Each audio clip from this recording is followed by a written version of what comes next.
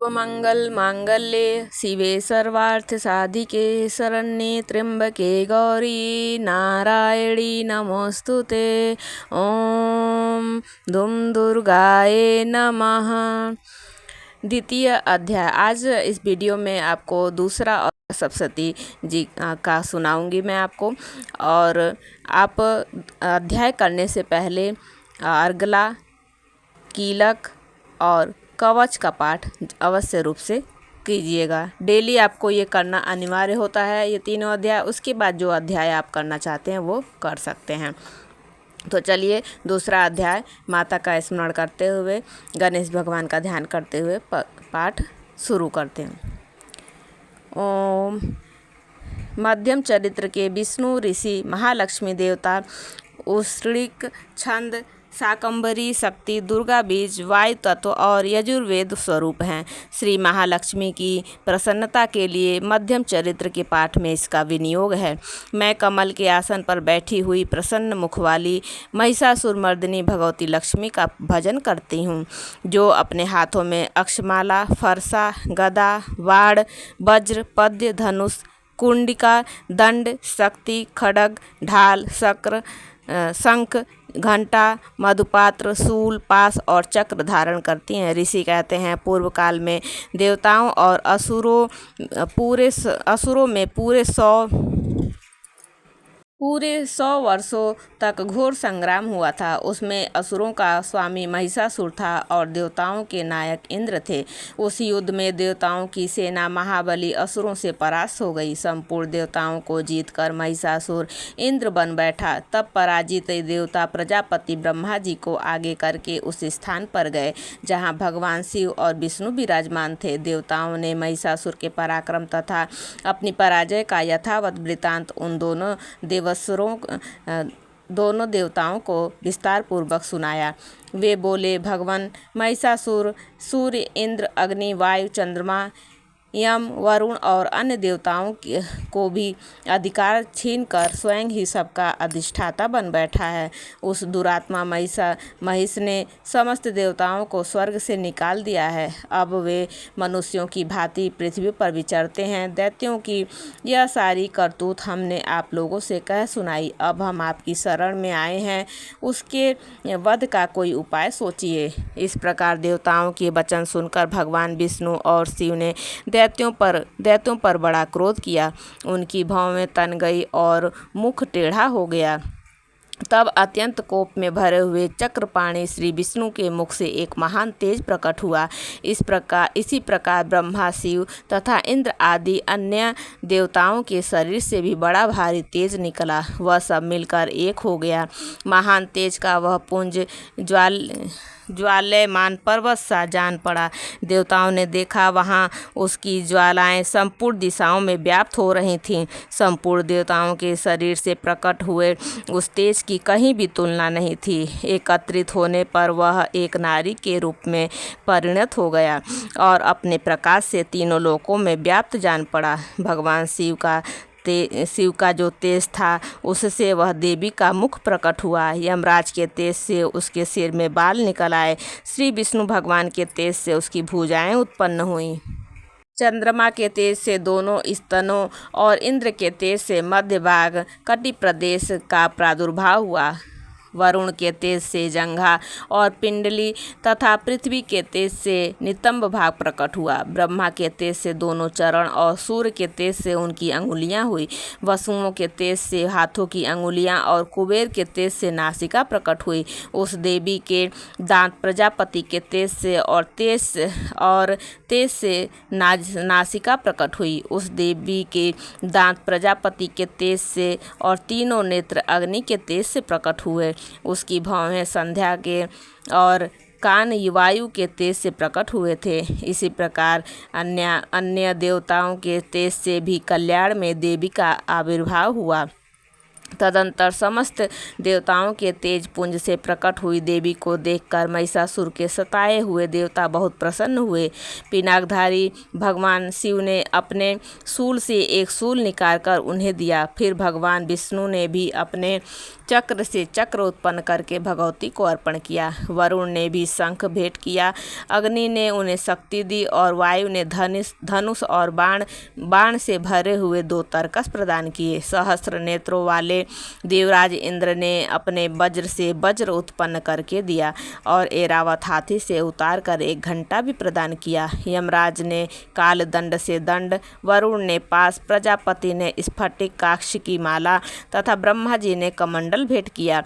सूर्य ने देवी के समस्त रोमकूपों में अपनी किरणों का तेज भर दिया। काल ने उन्हें चमकती हुई ढाल और तलवार दी। क्षीर समुद्र ने उज्ज्वल हार तथा कभी जीर्ण न होने वाले 2 दिव्य शस्त्र भेंट किए। साथ ही उन्होंने दिव्य चूड़ामणि, 2 कुंडल, कड़े, उज्ज्वल अर्धचंद्र सह सब बाहुओं के लिए केयूर, दोनों चरणों के लिए निर्मल नूपुर, गले की सुंदर हंसली और सब अंगुलियों में पहनने के लिए रत्नों की बनी हुई अंगूठियां भी दी। विश्वकर्मा ने उन्हें अत्यंत निर्मल फरसा भेंट किया। साथ ही अनेक प्रकार के अस्त्र और अभेद कवच दिए। इनके सिवा मस्तक और वक्ष स्थल पर धारण करने के लिए कभी न कुम्हलाने वाले कमलों की मालाएं दी। जलद ने उन्हें सुंदर कमल का फूल भेंट किया। हिमालय ने सवारी के लिए सिंह तथा भांति भांति के रत्न समर्पित किए। धन्याक्ष कुबेर ने मधु से भरा पान पात्र दिया तथा संपूर्ण नागों के राजा शेष ने, जो इस पृथ्वी को धारण करते हैं, उन्हें बहुमूल्य मणियों से विभूषित नागहार भेंट किया। इसी प्रकार अन्य देवताओं ने भी आभूषण और अस्त्र शस्त्र देकर देवी का सम्मान किया। तत्पश्चात उन्होंने बारंबार अष्टहास पूर्वक उच्च स्वर से गर्जना की। उनके भयंकर नाद से संपूर्ण आकाश गूंज उठा। देवी का यह अत्यंत उच्च स्वर से उच्च स्वर से किया हुआ सिंहनाद कहीं समा न सका। आकाश उसके सामने लघु प्रतीत होने लगा। उससे बड़े जोर की प्रतिध्वनि हुई, जिससे संपूर्ण विश्व में हलचल मच गया और समुद्र कांप उठे, पृथ्वी डोलने लगी और समस्त पर्वत हिलने लगे। उस समय देवताओं ने अत्यंत प्रसन्नता के साथ सिंह वाहिनी भगवती से कहा, देवी तुम्हारी जय हो। साथ ही महर्षियों ने भक्ति भाव से विनम्र होकर उनका स्तवन किया। संपूर्ण त्रिलोकी को भोग ग्रस्त देख दैत्यगण अपनी समस्त सेना को कवच आदियों से सुसज्जित कर हाथों में हथियार ले सहसा उठकर खड़े हो गए। उस समय महिषासुर ने बड़े क्रोध में आकर कहा, यह क्या हो रहा है। फिर वह संपूर्ण असुरों से घिरकर उस सिंहनाद की ओर लक्ष्य करके दौड़ा और आगे पहुंचकर उसने देवी को देखा, जो अपनी प्रभा से तीनों लोकों को प्रकाशित कर रही थी। उनके चरणों के भार से पृथ्वी दबी जा रही थी। माथे के मुकुट से आकाश में रेखा से खींच रही थी तथा वे अपने धनुष की टंकार से 7 पातालों को क्षुब्ध किए देती थी। देवी अपनी हजारों भुजाओं से संपूर्ण दिशाओं को आच्छादित करके खड़ी थी। तदंतर उनके साथ दैत्यों का युद्ध छिड़ गया। नाना प्रकार के अस्त्र शस्त्रों के प्रहार से संपूर्ण दिशाएं उद्भासित होने लगीं। चिछूर नामक महान असुर महिषासुर का सेना नायक था। वह देवी के साथ युद्ध करने लगा। अन्य दैत्यों की चतुरंगिणी सेना साथ लेकर चामर भी लड़ने लगा। 60,000 रथियों के साथ आकर उदग्र नामक महादैत्य ने लोहा लिया। 1 करोड़ रथियों को साथ लेकर महाहनु नामक दैत्य युद्ध करने लगा, जिसके रोएं तलवार के समान तीखे थे। वह असिलोमा नामक दैत्य का 5 करोड़ रथी सैनिकों सहित युद्ध आ डटा। 60 लाख रथियों से घिरा हुआ वास्कल नामक दैत्य भी उस युद्ध भूमि में लड़ने लगा।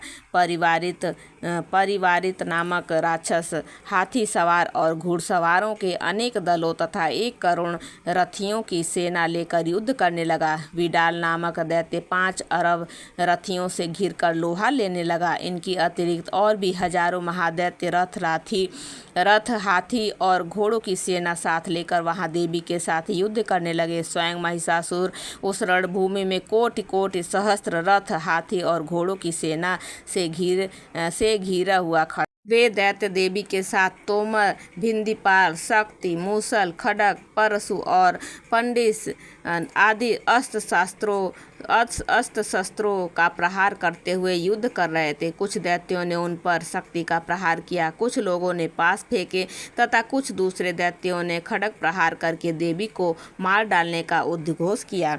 देवी ने भी क्रोध में भरकर खेल खेल में ही अपने अस्त्र शस्त्रों की वर्षा करके दैत्यों के समस्त अस्त्र शस्त्र काट डाले। उनके मुख पर परिश्रम या थकावट का रंच मात्र भी चिन्ह नहीं था। देवी, देवता और ऋषि उनकी स्तुति करते थे और वे भगवती परमेश्वरी दैत्यों के शरीरों पर अस्त्र शस्त्रों की वर्षा करती रहीं। देवी का वाहन सिंह भी क्रोध में भरकर गर्दन के बालों को हिलाता हुआ असुरों की सेना में इस प्रकार विचरने लगा मानो वनों में दावा नल फैल रहा हो। रणभूमि में दैत्यों के साथ युद्ध करती हुई अंबिका देवी ने जितने निश्वास छोड़े वे सभी तत्काल सैकड़ों हजारों गणों के रूप में प्रकट हो गए और परशु, भिंदीपाल, खड्ग और पंडिस आदि अस्त्रों द्वारा असुरों का सामना करने लगे। देवी के शक्ति से बढ़े हुए वे गण असुरों का नाश करते हुए नगाड़ा और शंख आदि बाजे बजाने लगे। उस संग्राम महोत्सव में कितने ही गण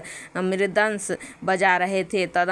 तदंतर देवी ने त्रिशूल से, गदा से, शक्ति से, वर्षा और खड्ग आदि से सैकड़ों महादैत्यों का संहार कर डाला। कितनों को घंटे के भयंकर नाद से मूर्छित करके मार गिराया। बहुतेरे दैत्यों को पास से बांधकर धरती पर घसीटा। कितने ही दैत्य उनकी तीखी तलवार की मार से 2-2 टुकड़े हो गए। कितने ही गदा की चोट से घायल हो धरती पर सो गए। कितने ही मूसल की मार से अत्यंत आहत होकर रक्त वमन करने लगे। कुछ दैत्य शूल से छाती फट जाने के कारण पृथ्वी पर ढेर हो गए।